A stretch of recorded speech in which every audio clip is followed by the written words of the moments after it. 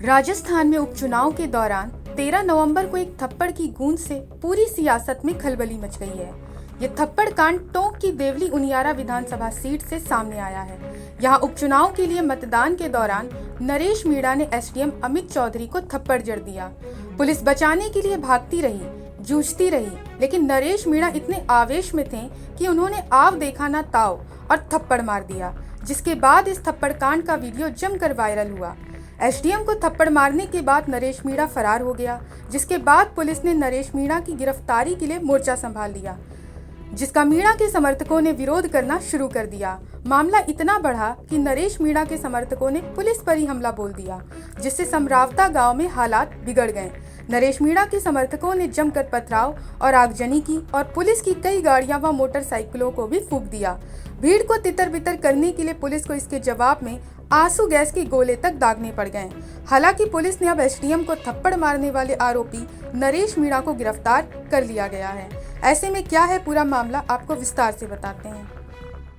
दरअसल राजस्थान की देवली उनियारा विधानसभा सीट पर हुए उपचुनाव में एक थप्पड़ की गूंज अब पूरे देश में सुनाई दे रही है और ये पूरा मामला राजस्थान में 7 विधानसभा सीटों पर 13 नवंबर को हुए मतदान से जुड़ा है। आपको बता दें कि समरावता यानी टोक गांव ने उपचुनाव में वोटिंग का बहिष्कार किया था। निर्दलीय प्रत्याशी नरेश मीणा भी ग्रामीणों के साथ धरने पर थे। इसी दौरान नरेश मीणा ने अधिकारियों पर जबरन मतदान करवाने का आरोप लगाया। मीणा ने आरोप लगाया कि एसडीएम ने 3 मतदाताओं से चोरी छिपे वोट डलवाए। ईवीएम पर उनका चुनाव चिन्ह स्पष्ट नहीं था, जिससे उनके मतदाताओं को परेशानी हो रही थी। इस मुद्दे को लेकर नरेश मीणा और एसडीएम अमित चौधरी के बीच जमकर कहासुनी हुई, जिसके बाद नरेश मीणा ने अपना आपा खो दिया और एसडीएम को थप्पड़ जड़ दिया। जिसके बाद ग्रामीणों ने वोटिंग का टाइम खत्म होने के बाद पोलिंग पार्टियों को भी रोकने की कोशिश की। गुस्साए लोगों ने एसपी विकास सांगवान की गाड़ी भी तोड़ दी। इस बीच पुलिस ने 13 नवंबर की रात नरेश मीणा को हिरासत में ले लिया। मीणा के समर्थकों को जैसे ही इसकी जानकारी मिली, वे और भड़क गए। सैकड़ों की संख्या में ग्रामीण ने पुलिस जवानों को घेर लिया और मीणा को छुड़ाकर ले गए।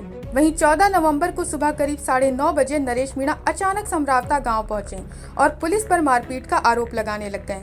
मीणा ने कहा कि मैं भागने वालों में नहीं हूं, गिरफ्तारी देने को तैयार हूं।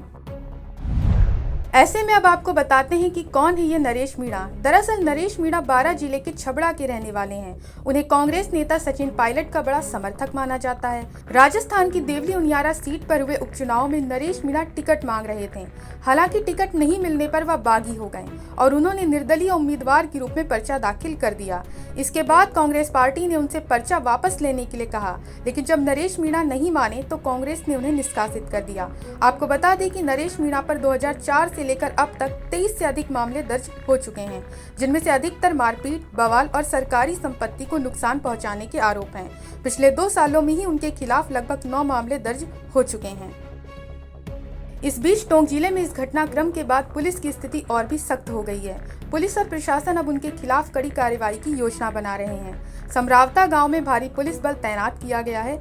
डीआईजी विशाल बंसल, आईजी, एसपी समेत कई बड़े अधिकारी मौके पर पहुंचे हुए हैं और नरेश मीणा की गिरफ्तारी को लेकर रणनीति तैयार की जा रही है। वहीं नरेश मीणा के तेवर अभी भी ढीले नहीं हुए हैं। वे मीडिया से कह रहे हैं कि पुलिस उनके खिलाफ साजिश कर रही है, वे निर्दोष हैं और पुलिस उन्हें फंसा रही है। उन्होंने सोशल मीडिया पर भी अपने समर्थकों को संदेश दिया है कि वो डरने वाले नहीं हैं और जल्द ही अपनी आगे की रणनीति बताएंगे।